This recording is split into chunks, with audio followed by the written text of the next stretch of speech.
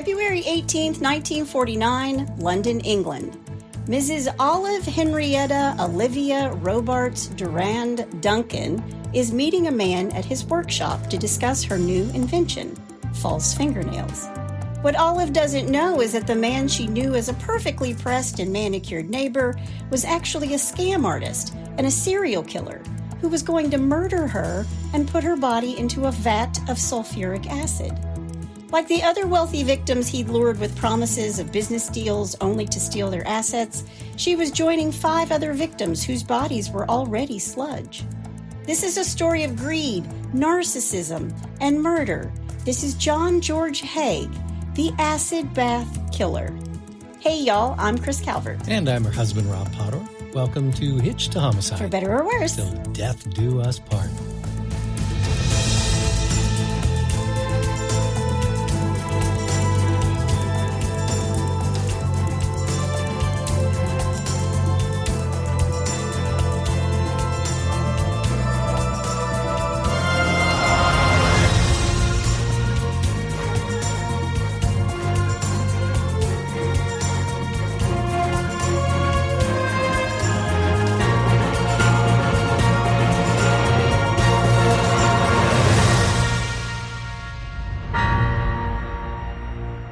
Welcome back, everybody. Yes, welcome. And for our Welsh-speaking friends, Yes. Criso. Very nice. Yeah. I would love to go to Wales. Yeah, me too. And that's across the pond because we're in London. Yep. Look at you go. Look at us go. Well, wherever you're listening, be sure to hit that subscribe button, then like, rate, and review the podcast so others who are like you, who love true crime, can find us. Yep. And if you're watching us on YouTube, hit that subscribe button below. You can find us on Instagram at Hitch to Homicide or on X at H2H_podcast. And if you want true crime with us every single day of the week, please go join our closed Facebook group, The In-Laws and Outlaws. Go to Facebook, type in H2H In-Laws and Outlaws, answer a couple questions, and you're in. The group is growing, so please go join. And they're a lot of fun. They are so much fun. I post photos and other information in there. It's just a great, great group of people. Great true crime folks. Yep. We also now have a Buy Me a Coffee link if you want to send Rob some coffee. Yep. He drinks it all the time, not just when we're recording the podcast. Yep.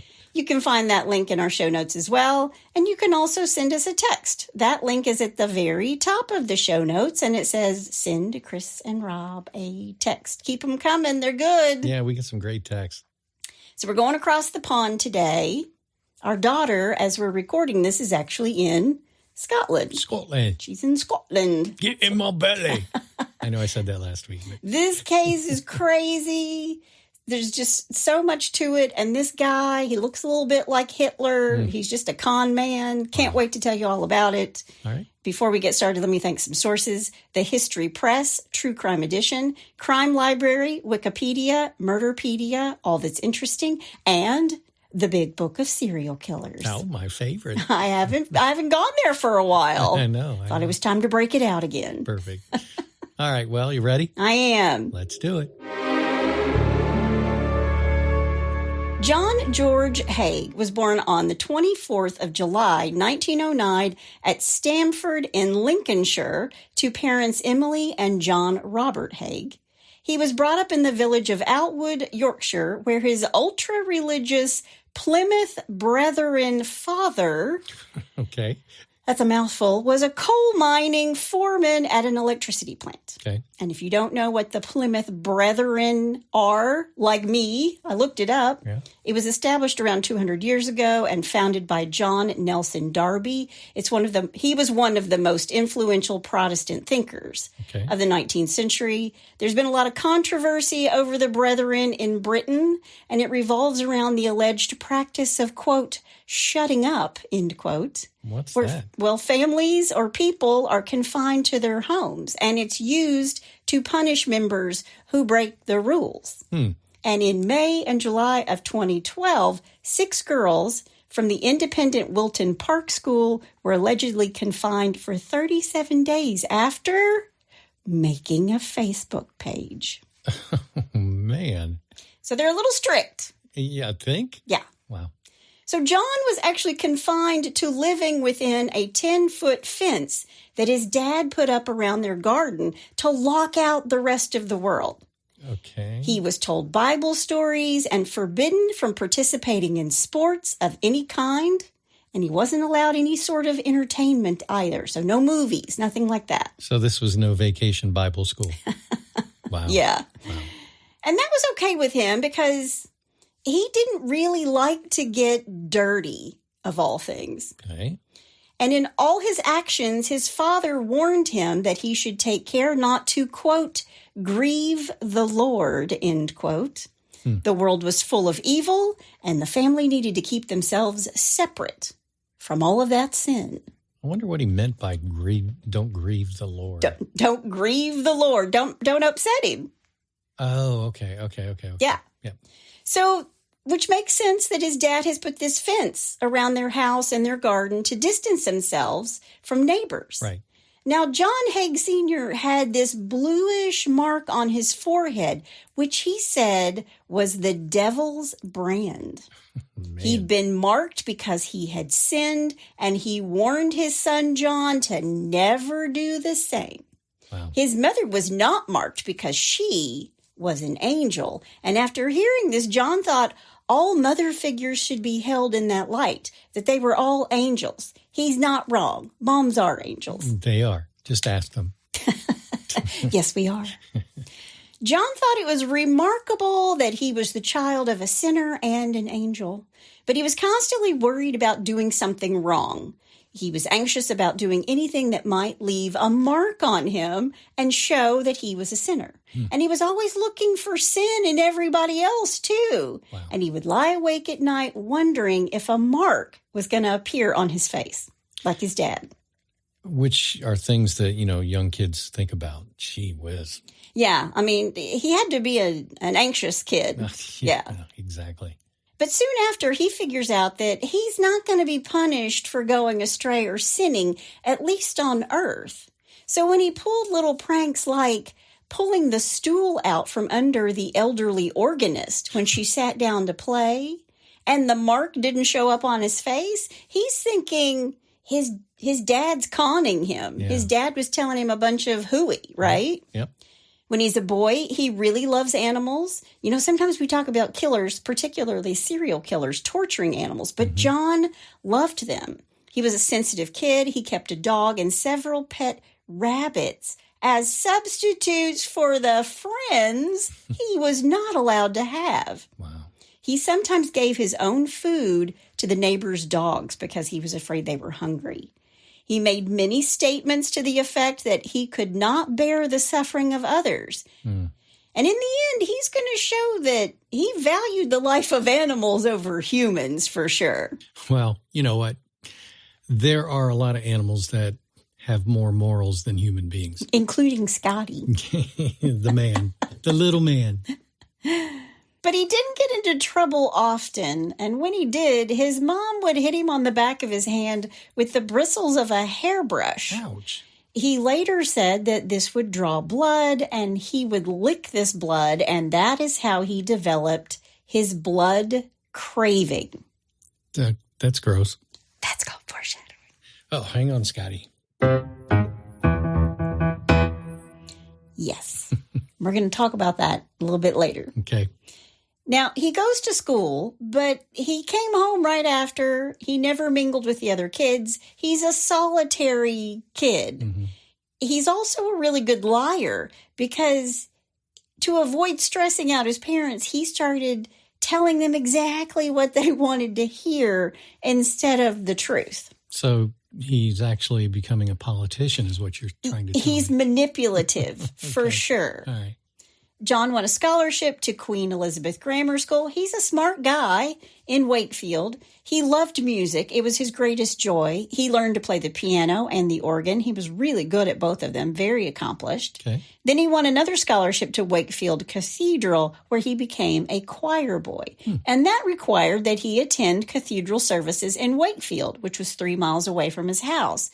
And he entered this religious world of Catholicism that was way more structured than what the people in his church were doing. Sure. So he's kind of like living in these two different worlds between school and home, and they're fundamentally opposing. Right. And in fact, from age 10 to age 16, John actually participates in things that he had been raised to believe were sinful. And his parents allowed it because of the music. Right. And he felt like he was getting away with something. And later in life, a psychiatrist will say that this was the sociopathic turning point for John. Really? Yep.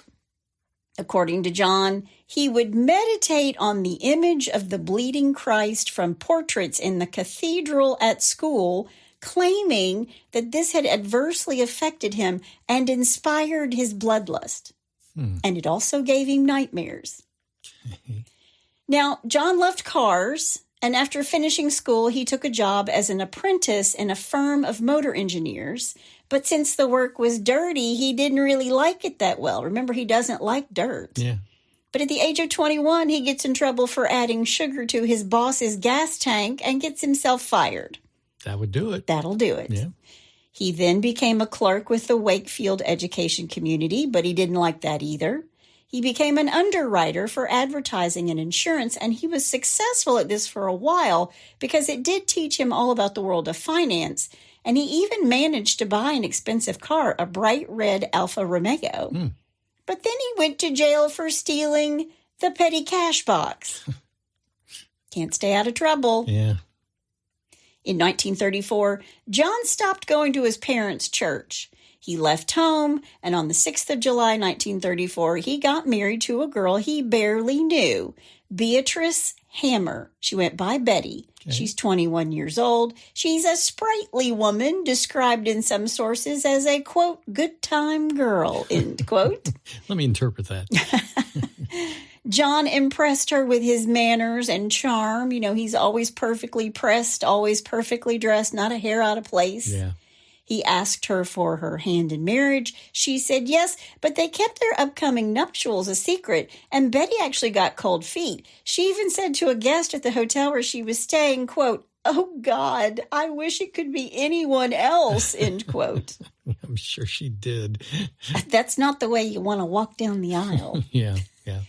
Now, both sets of parents weren't happy about the marriage, but John's mom and dad allowed the newlyweds to live with them. But the marriage didn't last long, mostly because 4 months after they said "I do," John was put in jail for a little scheme he was pulling. She wished she would have said "I don't." Yeah. He would advertise that he was looking for a garage, saying he had the capital to buy it. He would pick a garage owner who was in dire financial straits. He would take an option to purchase the garage, and then during the option, the commission on any cars that John sold would be divided.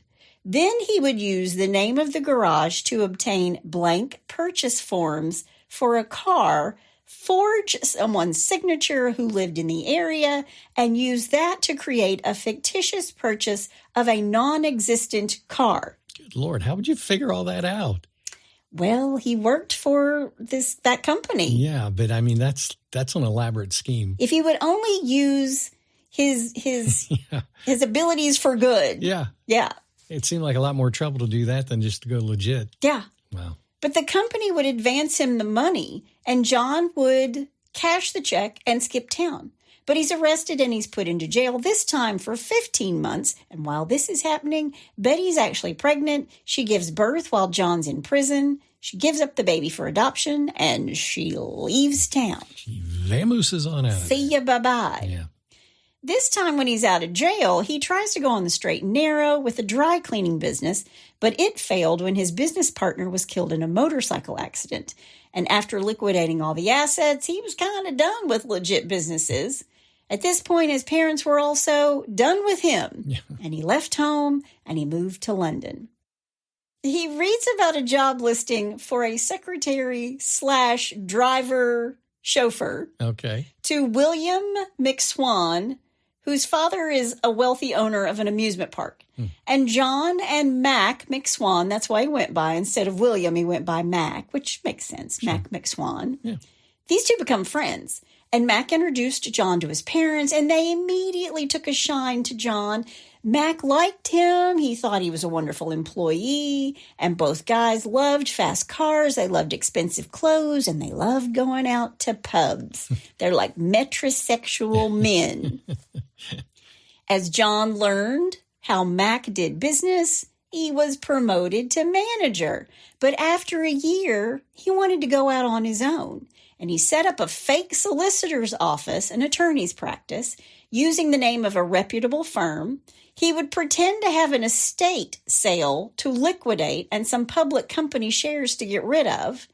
The checks came in and John cashed them without providing diddly squat because, of course, it was all a lie. Sure. He'd leave that area and move on to do it in a different town. He called himself William Adamson, and he would sell these fraudulent stock shares from the estates of his, quote, dead clients at below market rates. And he was only caught when one of his clients realized he had misspelled his fake name, Adamson, on a legal document. Yeah, that's probably an important detail you shouldn't screw up. I mean, if you're going to take on an alias, at least spell your fake name correctly every single time. Or choose Smith.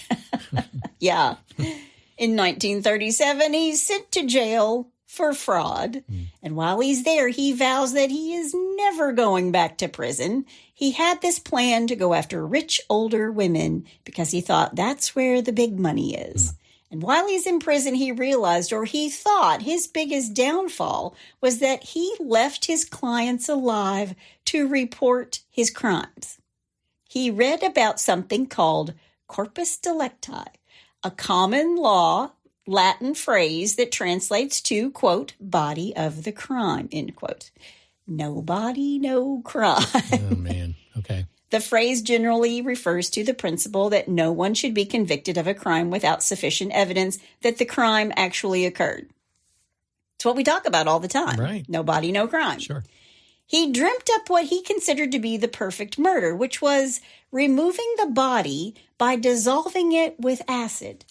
And he began researching the French murderer George Alexandre Surratt, whose signature had been dissolving his victims in sulphuric acid. Wow. So he learned how to work with sulphuric acid in the prison's tin shop. And this is where he experimented on mice. And John was released just after the start of the Second World War in August of 1940. And when he got out, he found work as an accountant with a Mr. Stevens at an engineering firm. He even lived for a short time with the Stevens family, and they had 2 daughters. The older one, Barbara, really shared John's passion for music, and these two had a really close friendship. They even talked about marriage, even though technically he wasn't divorced from his first wife. He was also a lot older than Barbara, but she would be his closest friend, and she always believed in her heart of hearts that eventually she would be his wife. Really? Yeah. Wow. In 1944, John's in a car accident where he had a pretty big knock on the head. He had an open cut that bled into his mouth, and he claimed that it revived him. And he started having the dreams that he had about blood as a kid all over again. Wow. And this is a lot, but I'm going to read it to you anyway. Okay. Quote, I saw before me crucifixes which gradually turned into trees. At first, there appeared to be dew or rain dripping from the branches, but as I approached, I realized it was blood. Suddenly, the whole forest began to writhe, and the trees, stark and erect, to ooze blood. A man went to each tree, catching the blood. That man approached me and said, drink, end quote. That's pretty detailed and elaborate. That's an elaborate dream. I can't believe that he actually remembered all. I can't remember diddly squat from my dreams. Nothing. The last dream I had was about Raisin Bran. I mean, that tells you how deep my dreams are. That's the kind of dream I would have, like I was eating cereal while at Disney World or something. Nothing like that. Yeah, mine was in front of the TV and the TV wouldn't work. There you go. No blood involved. No. No blood dripping like dew from the trees. No. But it's the same year, 1944, that he rented a basement space at 79 Gloucester Road, and he kept carboys of acid there. Well, What's a carboy? Carboys are those glass containers that kind of look like water bottles, like modern day water bottles today for a dispenser, the big ones. Yeah. But these are glass and they're filled with sulphuric acid, and they're actually shipped in wooden crates that have stuffing in them, or hay or straw or something in the bottom to keep them from clanking about. And breaking, Yeah, if they broke, that would be bad. That would be bad. In the summer of 1944, he just happened to bump into his old employer, William Donald McSwan, better known as Mac. And the two men went for a drink at the Goat on Kensington High Street, and Mac tells John all about his new venture as a landlord collecting rent from the tenants who stayed in his parents' multiple homes and properties. Mac McSwan was running the very first Airbnb. Yeah. That's what it sounded like to me. Yeah. Mac takes John to see his parents. They're just thrilled to see him. Remember, these people don't know about his criminal past. Right. He never told them, and he actually left that job to take another job. Now, John has a well-paying job at the time, but he was really jealous of the lavish lifestyle that William was living, and he was honestly not doing much work for what he was making. And a few months after running into each other, these two are spending loads of time together. John lured Mac McSwan to 79 Gloucester Road, where John had his workshop. Okay. Here, John smashed Mac McSwan's skull with a blunt instrument, like a pipe. Then he slit his throat. Quote, "I got a mug and took some blood from his neck into the mug and drank it," end quote. What? He left the body there overnight, and that night, John dreamed of the forest of blood. Okay, I don't know if I buy any of that. On September 9th, he took all the valuables and clothing off of Mac's body and put him in a 40-gallon drum he found at an old bomb site left over from the war. But there was a problem because Mac was too tall, so he had to fold his body in half and stuff him inside. Then he packed Mac's overcoat around him, and he's ready to fill the drum with acid. Jeez. He put on an apron and gloves, but as he begins filling the tub with this concentrated sulfuric acid, the fumes begin to overwhelm him, and he's in a basement with no ventilation. What a moron. So in the middle of this, he has to go outside and get air. He goes back in and finally covers the body with the rest of the acid. 2 days later, William's body was nothing more than 100 pounds of sludge, which John just poured down a manhole, which was conveniently located inside his warehouse in the basement. Wow. Don't worry about that acid in the water system, anybody. Yeah. John had learned how the acid had made it difficult to breathe, so he fashioned himself a tin mask, and he's eventually going to move on to a full-blown gas mask. A respirator. And there's a picture of him wearing this garb, and it looks like a horror movie. Wow. He also bought a stirrup pump to get the acid from the carboy container into the tub, because that had been too hard for him as well. Yeah. He had an acid bath tub specially made of steel, and he painted it with several more layers to make it resistant to corrosion. Now, John's feeling pretty damn good about himself. In fact, I read that he was euphoric. Wow. He had seamlessly murdered Mac McSwan. He took over Mac's duties as landlord. Then he went around to see McSwan's parents, with whom he got really close with, and he told them that Mac had gone into hiding to avoid the call-up, to avoid the draft for World War II. Gotcha. And John was able to maintain this deception because he would send Mac's parents letters that he wrote pretending to be Mac. But when Mac's parents weren't buying the story anymore because the draft was over and William still hadn't returned home, Mac hadn't come home, right, they get suspicious. Sure. So John murdered the McSwans in July of 1945. Whoa. He disposed of their bodies in the same way. He told people that they had gone to America. He rifled through the family files so that he would be able to answer any questions, and had all the McSwan's mail forwarded to him, including the father's pension. How convenient. Later, he's going to say that he killed both of them because the father's corpse didn't produce enough blood for him. Oh, man. Now he's acting as if he is Mac McSwan.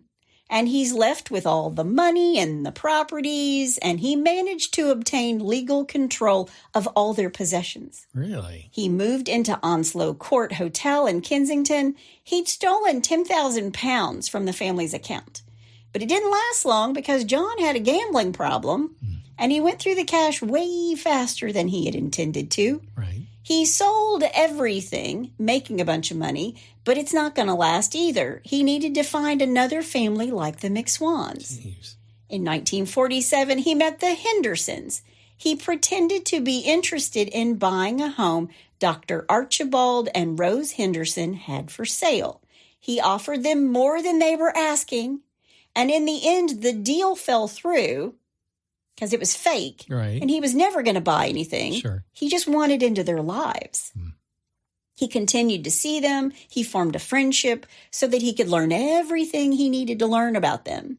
He often played the piano for them, and he's with them for around 5 months, like being their friend. Right. And during that time, he rented the storehouse on Leopold Road in Crawley from a company called Hustlia Products, telling them that he needed the space in order to conduct his experimental work.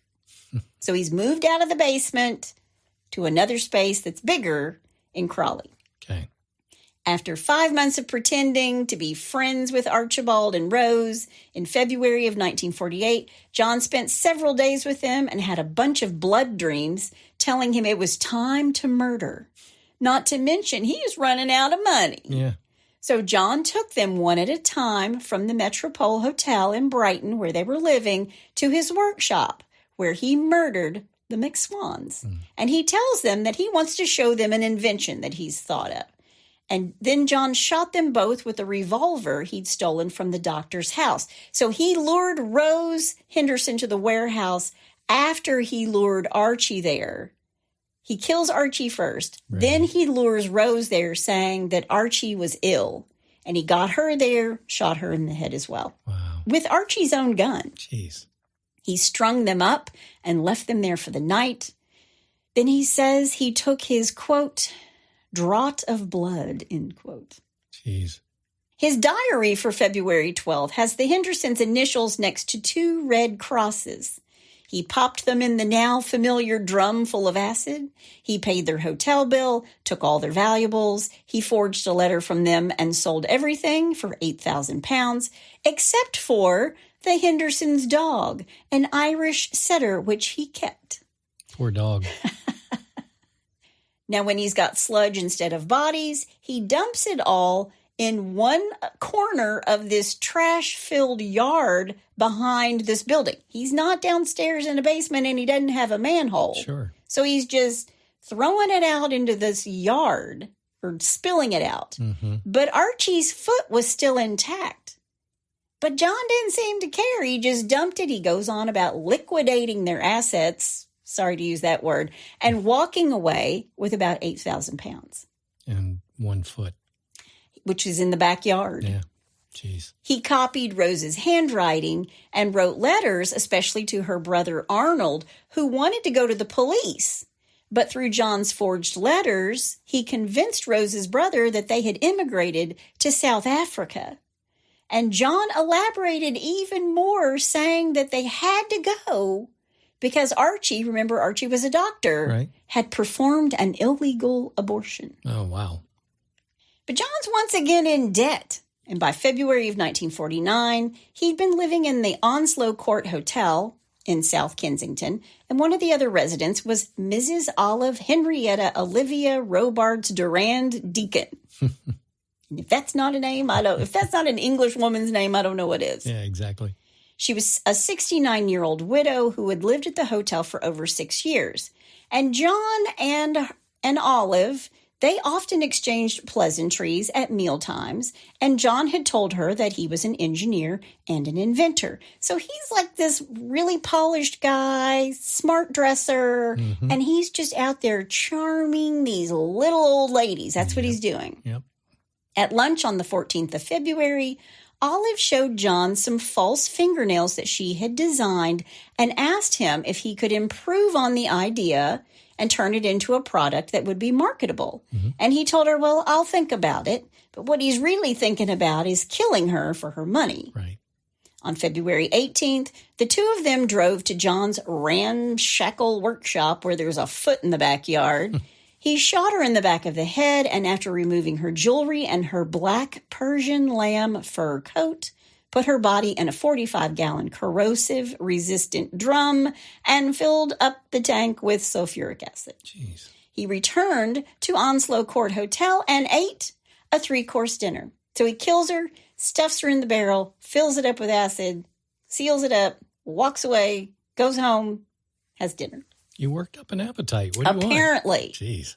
The next day, Saturday, guests at the hotel who were getting really anxious, they were worried because Olive wasn't at breakfast. Mm-hmm. And they asked John, do you know where she is? And he told them that he had arranged to meet with her, but that she didn't turn up for their appointment. He claimed that Olive had asked him to pick her up at the Army-Navy surplus store, which he had gone to do, and after an hour, she hadn't shown up.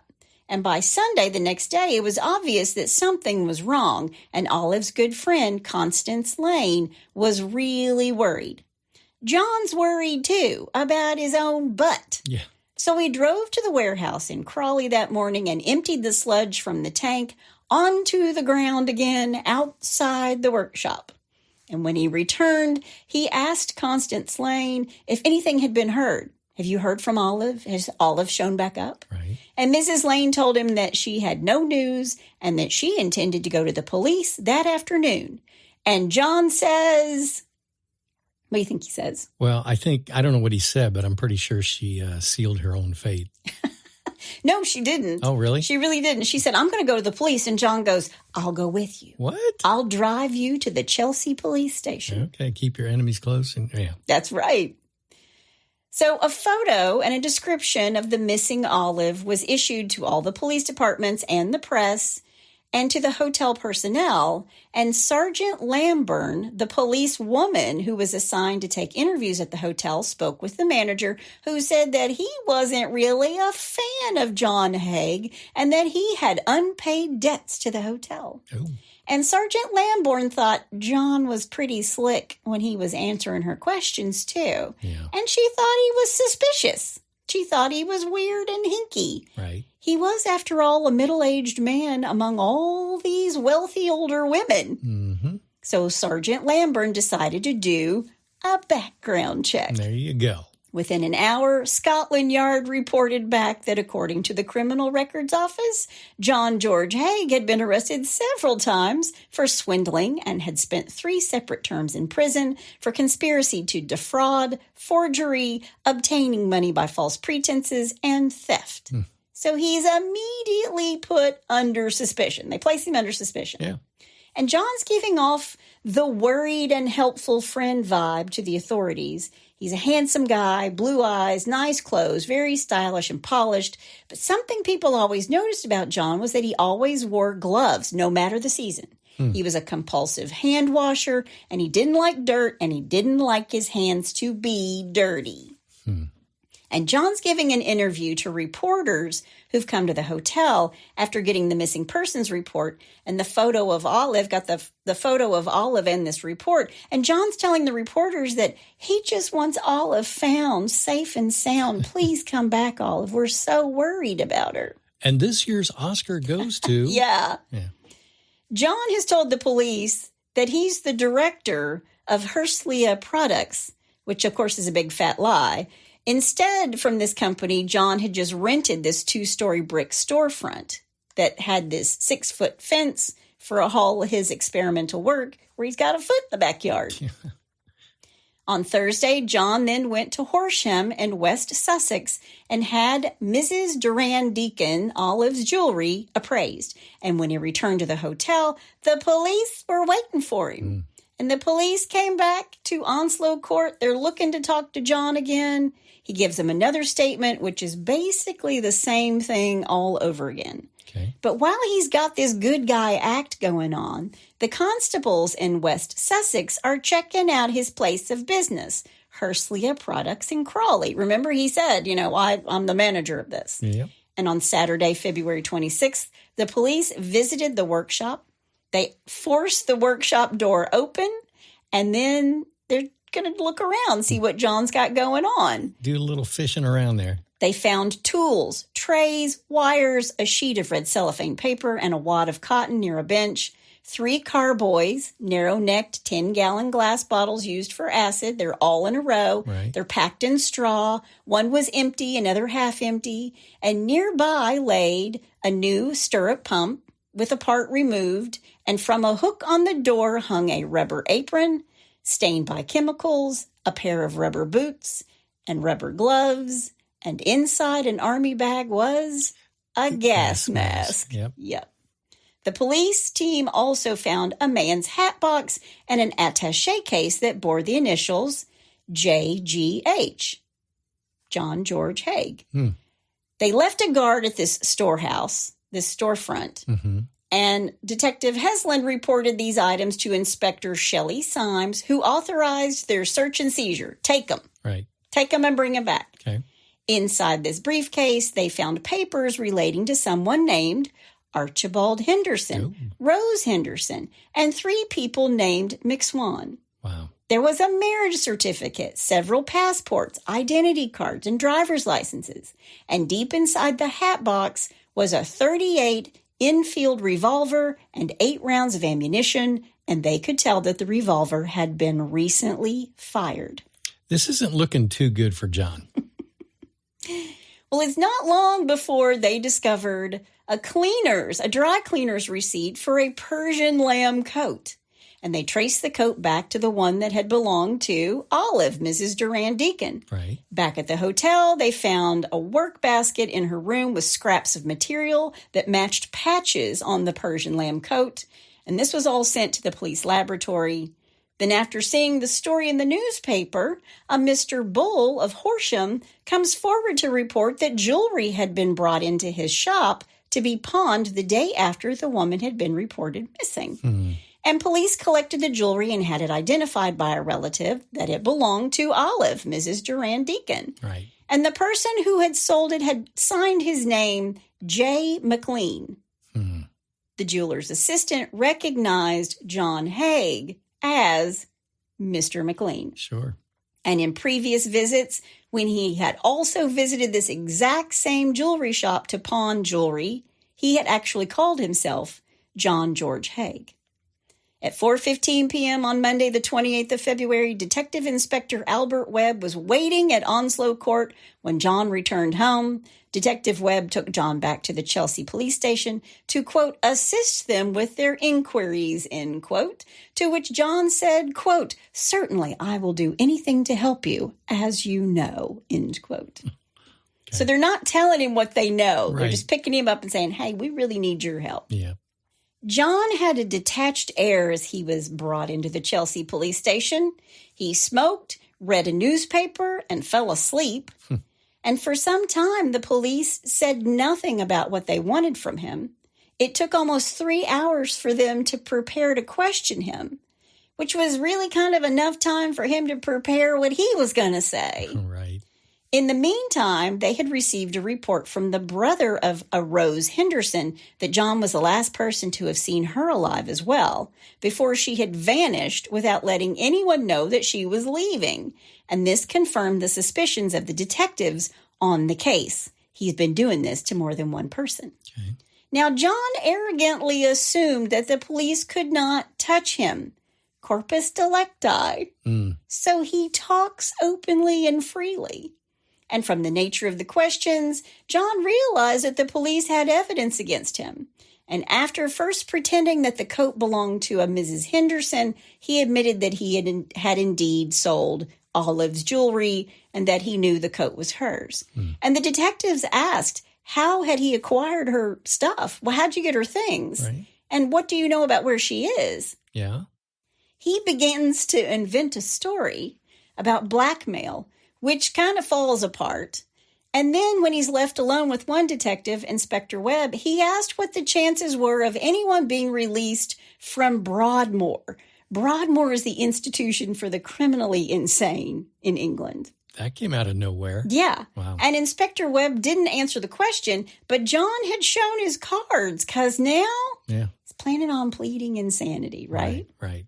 Now, still believing himself to be immune from prosecution, he said, quote, "If I told you the truth, you would not believe me. It sounds too fantastic for belief," end quote. Wow. Yeah, he's thinking that he would be shipped right off to Broadmoor, the place for the crazy criminals. Mm-hmm. And he waved away Webb's caution words, like, do you want an attorney? What do you? Right. And John says, quote, "I'll tell you about it," end quote. Jeez. And for the next 2 hours, he went into a full description of what he had done to Mrs. Durand-Deacon, to Olive. He claimed he'd shot her in the back of the head. Then he went to his car, fetched a penknife and glass, and used these items to drain blood from her so he could drink it. He put the body into a 45-gallon oil drum with some acid and left it there just to do its work. Wow. The crime had brought him about 111 pounds and 10 shillings, and he went further to state that he had killed 5 more people, dissolved them in acid to dispose of them, and actually drank their blood. Good grief. He had filled a glass full of blood after each one and had consumed it. He had an overwhelming need for it, according to him. And that was why he killed them, because he needed their blood. Okay. Quote, "Mrs. Durand-Deacon no longer exists. She has disappeared completely and no trace of her can ever be found again. I have destroyed her with acid. You will find the sludge which remains at Leopold Road. Every trace is gone," end quote. He was. And then he showed his naive arrogance by following it up and saying, quote, "How can you prove murder without a body?" end quote. So not only has he confessed to Olive, but also the McSwans and the Hendersons, saying that he'd killed them all so he could drink their blood. But he's not done. He also confessed to killing 3 other people, a young man named Max, a girl from Eastbourne, and a woman from Hammersmith. The 3 others might have been part of John's attempt just to convince the police of his insanity, because he said he killed them so he could drink their blood as well. Okay. On Tuesday, March 1st, Home Office pathologist Dr. Keith Simpson examined the Crawley workshop. He found bloodstains on the walls and a hat pin at the bottom of a 45-gallon drum. After Dr. Simpson had noticed a gallstone in the sludge in the yard, Ooh. they collected all the residue and took it to the police laboratory. How would you like to have that job? No. Ugh. When they get it there, they process it, and it produced a list that included 28 pounds of animal fat, part of a foot, we knew that was there, 2 more gallstones, and a full set of dentures. So the acid didn't take care of the dentures. Apparently not. Well, I guess you could eat whatever you want when you have dentures like that. I guess. But Olive's dentist came forward and said, yes, these dentures belong to Mrs. Durand-Deacon. Yeah. And that sort of sealed John's fate. Yeah. John Haigh was put into custody and thrown into a cell. John George Haigh was charged with the murder of Mrs. Durand-Deacon on March 2nd, 1949, and he was removed to Lewes Prison. Now, his defense attorney was a man named Maxwell Fife, among other people. Barney was his brother. Sorry. That was good, honey. Thank you. Now, John doesn't have any money to pay for his defense, but a journalist named Stafford Summerfield made a deal with him. The News of the World would pay for his counsel if he would provide to them exclusivity on his life story. It could come out only after the trial, but this was a huge journalistic coup. And for his part, John avoided the embarrassment of saying, I don't have money and I have to have legal aid. That didn't look so hot on this guy who's dressed so smartly. Right. And he absolutely loved writing about himself. Wow. It was really controversial, but it was legal for this newspaper to do this.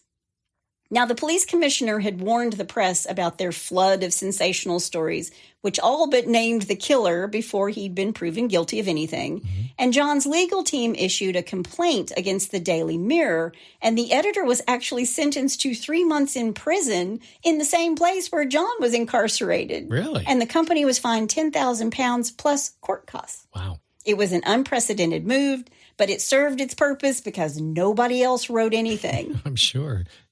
John's trial began at Lewes Court on July 18th, 1949. An estimated 4,000 people crowded into this small town in the hope of getting a seat.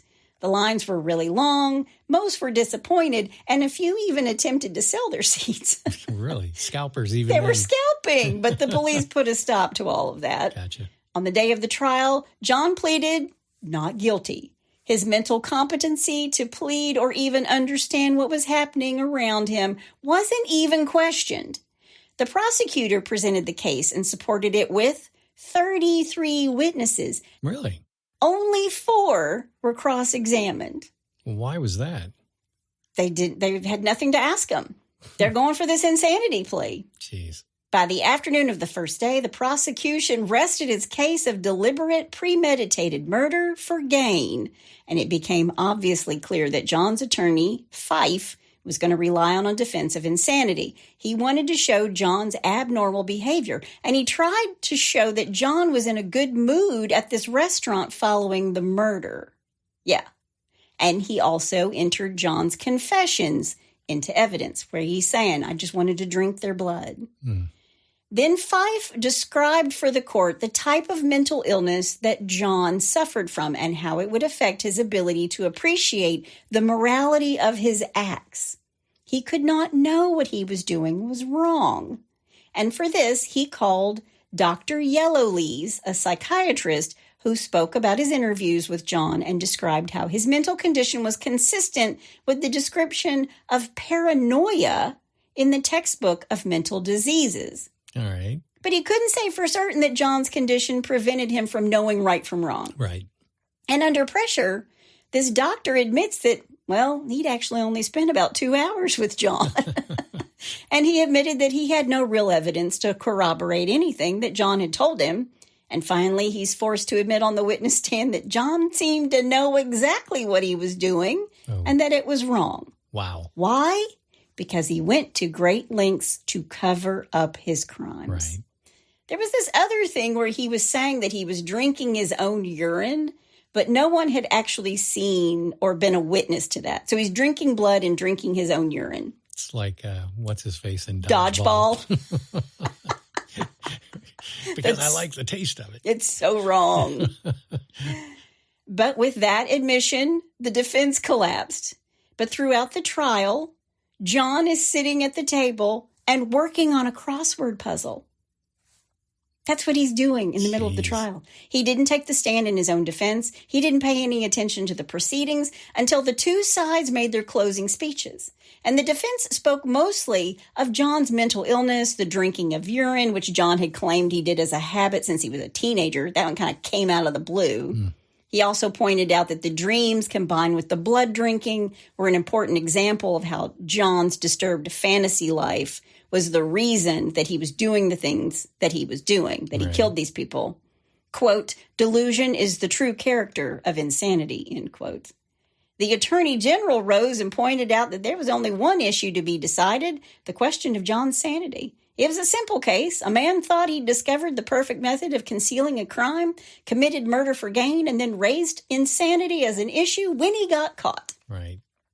And then for another hour, the judge spoke, telling the jury they were to look at the case that the prosecution presented and see if it was convincing, and if there was any doubt, they must acquit. If the glove don't fit, you must acquit. Right. It took the jury, how long do you think? 30 seconds. 17 minutes. No, did it? To find him guilty. Yeah. The judge asked if he had anything to say for himself. Asked John, do you have anything to say for yourself? And he cocked his head and said, quote, nothing at all, end quote. Jeez. Wow. The judge sentenced John George Haigh to die, And after the trial, 2 more medical officials watched John closely in Wadsworth Prison and found that he was a sane man. They came back and said he's faking it. Yeah. And the Home Secretary, under the Criminal Lunatics Act of 1884, ordered a special medical inquiry just to be sure. And after he was examined, they basically came back to the court and said, let him hang. Wow. John finished his life story for the newspaper that had paid for his trial. He also wrote letters to Barbara Stevens, remember the girl that shared his love of music, who always thought she was going to be his wife. He also wrote letters to his parents. He hoped to be reunited with them in heaven. His mom and dad didn't make the journey to see him before he died. They were older. Yeah. John believed in reincarnation, told Barbara that since his mission was not yet finished, he would be back. He insisted that he was not afraid to be hanged. Madame Troussard, the wax museum, requested a fitting for a death mask, which John was more than happy to provide. Wow. On August 6th, 1949, at Wadsworth Prison, John George Haigh, the murderer who dissolved his victims in acid, was executed. But just before his death, John was offered a brandy, and he replied, quote, "Make it a large one, old boy," end quote. Wow. He was taken to the gallows and hanged by executioner Albert Pierpoint. He bequeathed his clothing to Madame Troussard's Chamber of Horrors, where a wax figure of him was erected. He sent instructions that it must always be kept in perfect condition, the trousers creased, the hair parted, his shirt cuffs showing. Wow. Little OCD, you think? Wow. Quote, "When I discovered there were easier ways of making a living than to work long hours in an office, I did not ask myself whether I was doing right or wrong. That seemed to be irrelevant. I merely said, this is what I wish to do, and as the means lay within my power, that was what I decided," end quote. Wow. A little bit of trivia. Alfred Hitchcock's unfinished project, Kaleidoscope, was actually inspired by the story of John Haigh. Really? I did not know that. Yep. Wow. Corpus delicti. Yeah. Jeez. But that is the story of the acid killer, John George Haigh, and that's all I have to say about that.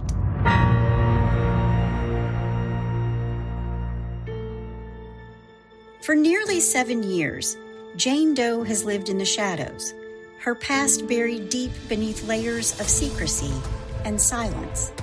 After completing more than was asked of her in her last assignment for the enigmatic Kaiwolf project, Jane Doe vanished without a trace, leaving behind a trail of dead bodies and unanswered questions.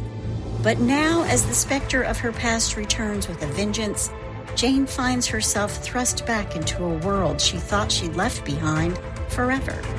When her former sins come knocking on her door, Jane is faced with an impossible choice: continue to hide in the shadows, or once again take up arms against the forces that threaten to tear apart the fabric of society.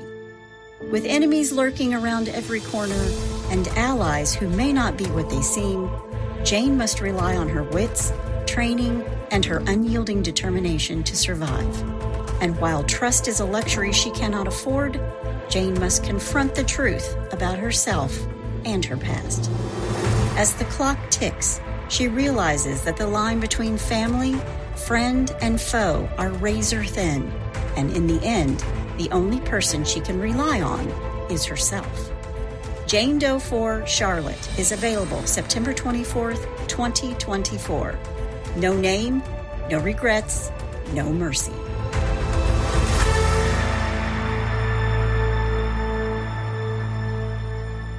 I think the thing that's most amazing to me, and this is a little detail, but the fact that he was so anal about his clothing and everything had to be perfect. And he had to wear gloves. Yeah.